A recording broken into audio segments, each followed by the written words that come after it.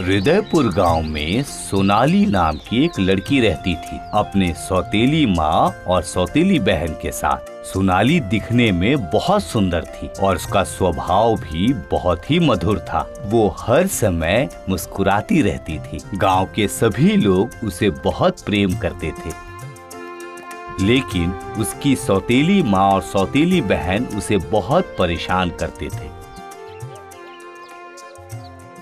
दीदी, मुझे अभी तक चाय नहीं मिला। चाय लेकर घर पे आओ, मेरे सर में दर्द हो रहा है। जाओ रसोई घर में जाकर हमारे 3 जन के लिए चाय बना कर लाओ। अरे सुनो, इस बेचारे को आराम भी तो करने दो।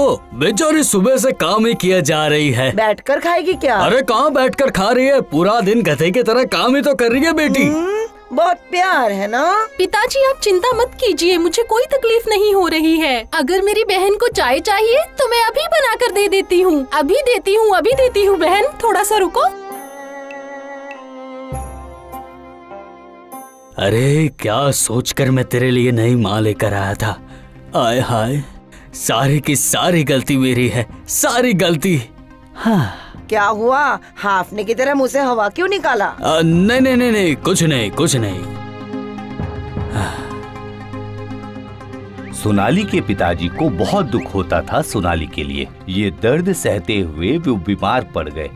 तब सोनाली के पास बहुत सारा काम था। घर का सारा काम करके वो पिताजी को खुश रखने की कोशिश करती थी।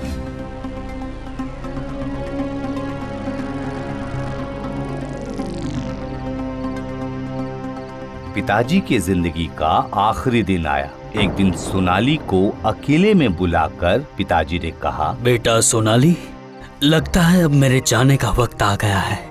जैसे ही मेरी आंखें बंद हो जाएगी, तुम्हारी जिंदगी दुख से भर जाएगी। तेरी सौतेली माँ और बहन तुम्हें बहुत दुख देगी बेटा, बहुत दुख। आप कुछ मत बोलिए पिताजी, आप बस चुप रहिए आप। जाने से पहले मैं तुम्हें एक बात बताना चाहता हूँ। इस जिंदगी की राह पर चलने के लिए तुम्हें बहुत दुख देखने पड़ेंगे, लेकिन आखिर में विजय वही प्राप्त करता है जो सच्चाई से अपने रास्तों पर चलता है और निष्ठा से काम करता है। बेटा, तुम्हारी जीत होगी बेटा, जीत होगी। हाँ ठीक है पिताजी, आप जो भी बोल रहे हैं वही होगा, लेकिन अभी आप चुप रहो। उस रात सोनाली के पिताजी की मृत्यु हो जाती है।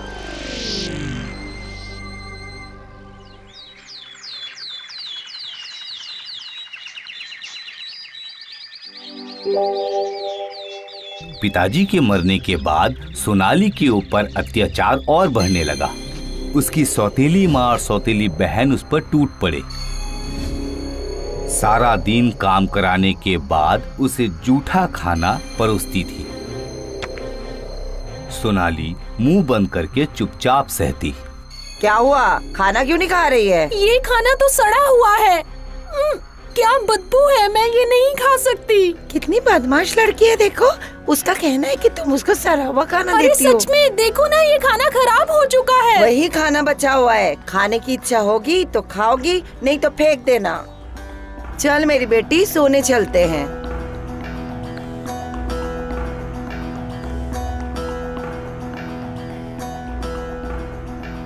बस इसी तरह सोनाली का जीवन कटने लगा। उसके जीवन में कोई सुख नहीं था, कोई आनंद नहीं था, कोई खुशी नहीं थी।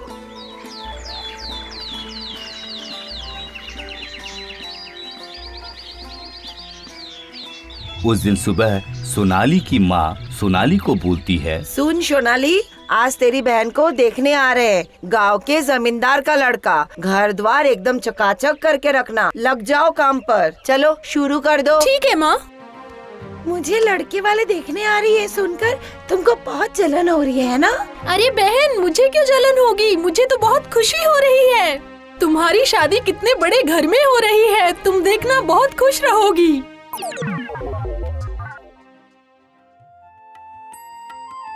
उसी रात गांव का जमींदार अपने बेटे को लेकर लड़की देखने आता है। जमींदार के सामने सौतेली माँ अपने बेटी की बहुत तारीफ करती है। खुद की बेटी है इसलिए नहीं बोल रही हूँ, मेरी बेटी बहुत गुणवान है, घर का सारा काम वो करती है, बहुत अच्छा खाना बनाती है, उसका तो क्या कहना।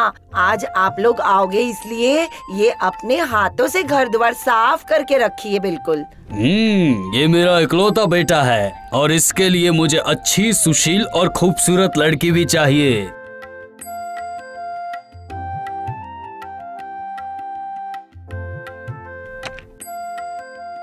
खा लीजिए, मेरी बेटी ने अपने हाथों से ये सब कुछ बनाया है। हाँ। ये लड़की कौन है? ये हमारी काम वाली है। जाओ, काम हो गया है, अभी बर्तन मांज लो।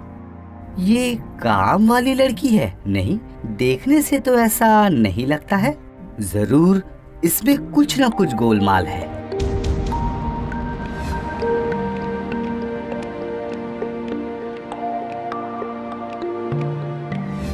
रात को जमींदार के यहाँ से खबर आती है कि उन्हें लड़की पसंद नहीं आई।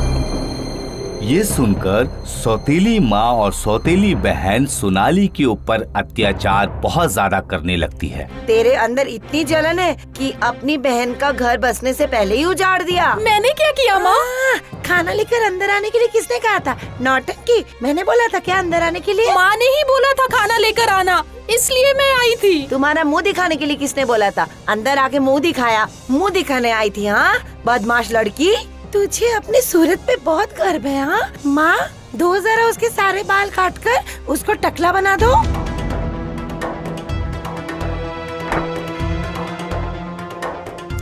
सौतेली माँ और सौतेली बहन निष्ठुर होकर सोनाली के घने काले बाल काट देते हैं और उसे टकली कर देते हैं। ले, अभी टकला होके घूम, अभी कोई भी तेरे तरफ आंख उठाकर भी नहीं देखेगा।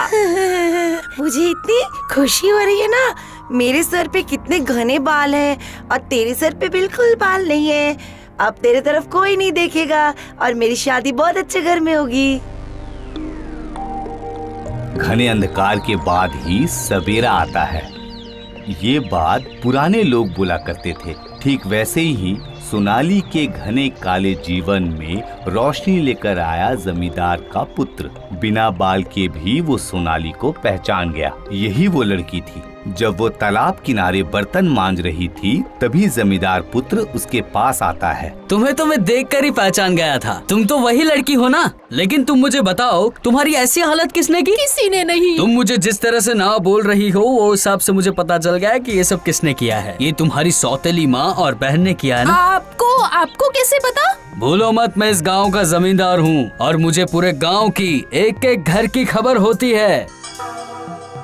जो भी हो, सुनो, मैं तुमसे शादी करूंगा। लेकिन ना तो मैं सुंदर हूँ, ना मेरे सर पे बाल है, ना मेरे माता पिताजी हैं। मेरे जैसी लड़की को आपके पिताजी स्वीकार करेंगे? उसकी चिंता तुम मत करो, मैं तुम्हें अभी के अभी साधु महात्मा के पास ले जाता हूँ। वहाँ तुम्हारी सारी समस्या का हल हो जाएगा। चलो चलते हैं।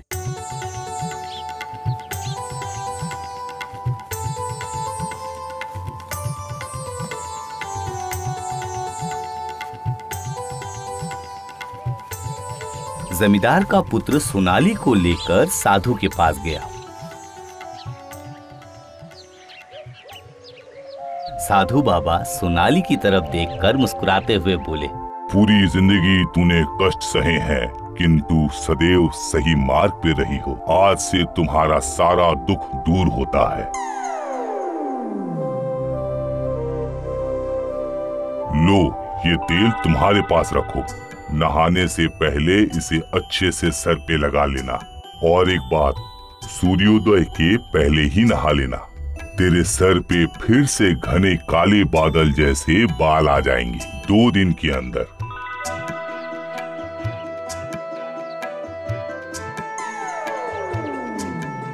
और ये लाठी रख, तेरा कोई भी नुकसान करने आएगा इसका जवाब ये लाठी देगा। तू बिल्कुल चिंता मत कर।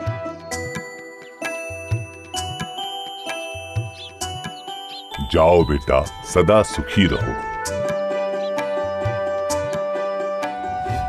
नियम से सोनाली अपने सर पे वो तेल लगाने लगी और सूर्योदय से पहले नहाने लगी और 2 दिन के अंदर ही उसके सर पे काले घने बाल उगाए और वो पहले से भी ज्यादा सुंदर हो गई। उसे देखकर जलने लगती है उसकी सौतेली माँ और सौतेली बहन। एक दिन सौतेली माँ सोनाली के खाने में जहर मिला के उसे खाने के लिए देती है। सोनाली आजा, क्या कर रही है?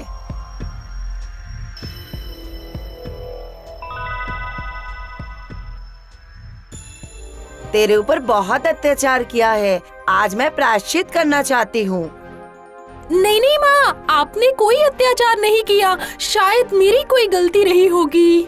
खाना देने के साथ ही अचानक से जादुई लाठी आती है और सोनाली की माँ और सोनाली की बहन को मारने लगती है।